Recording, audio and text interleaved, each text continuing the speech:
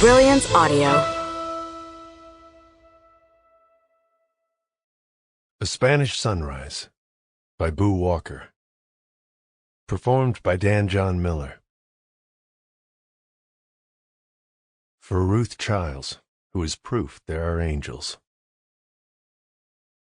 The twisted tree lives its life, while the straight tree ends up in planks. Chinese proverb. Chapter 1.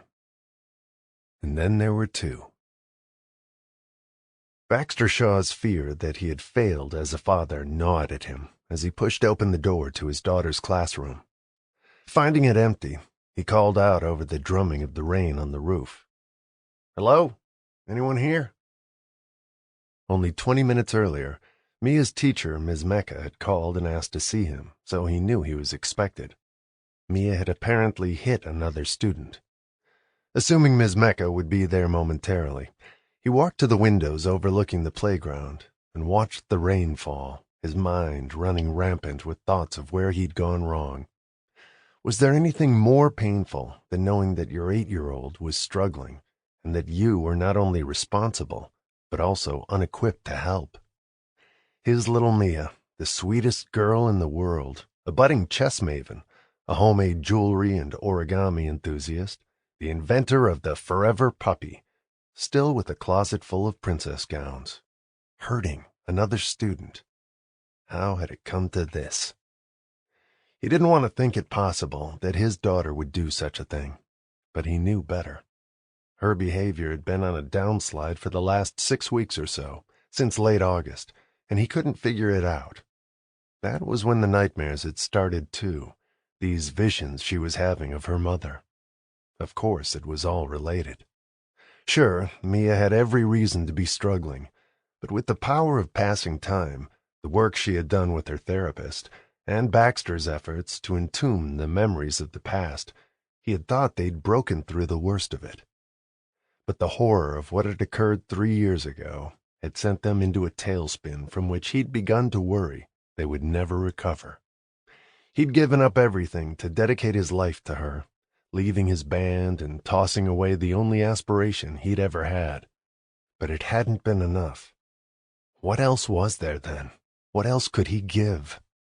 What he knew, and what kept him up at night, was that he should have given up his dreams the moment he'd met Mia's mother, Sophia, not the moment he'd lost her.